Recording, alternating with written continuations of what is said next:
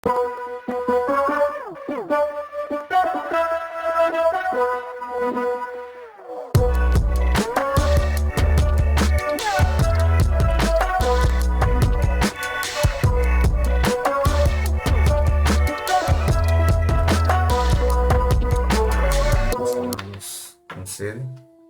el poder cada día compartir una porción de la palabra que sin duda edifica nuestras vidas. Esta semana quiero que abordemos un tema que es bastante conocido por nosotros, pero es muy importante que lo hablemos porque como hijos de Dios debemos ir conociendo más nuestra posición, pero también nuestro estilo de vida para manifestar verdaderamente lo que nosotros somos como hijos de Dios.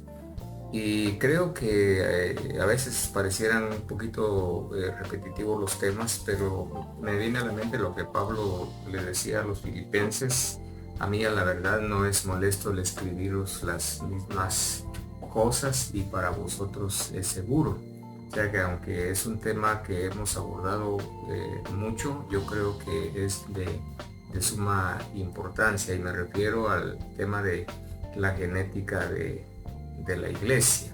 En la carta del apóstol Juan, en el capítulo 3, que es lo que conocemos muchos de los pasajes que ahí aparecen hablando acerca precisamente de la naturaleza de nuestro Dios, y dice 1 Juan capítulo 3, dice el versículo 1: mirad cuál amor nos ha dado el Padre, que seamos llamados hijos de Dios.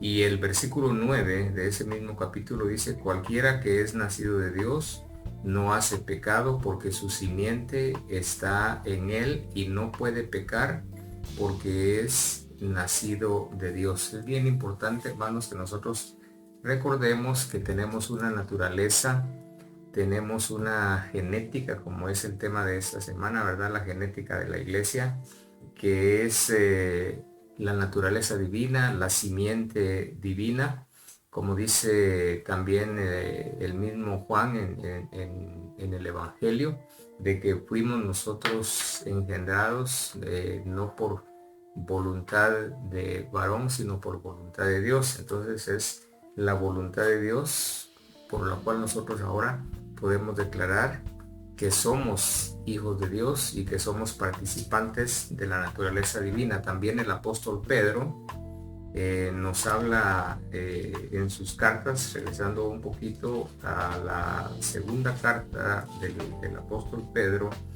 en el capítulo 1, déjenme ver, es primera carta, capítulo 1, versículo 23, dice: siendo renacidos no de simiente corruptible, sino de incorruptible, por la palabra de Dios, que vive y permanece para siempre. Entonces encontramos ahí que nuestra naturaleza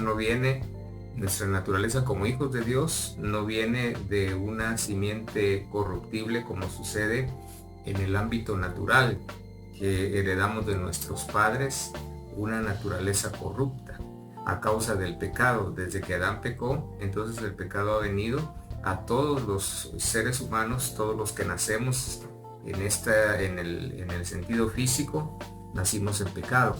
Lo dice el salmista también allá en el Salmo 51, cuando declara y dice: en pecado me concibió mi madre. ¿Por qué?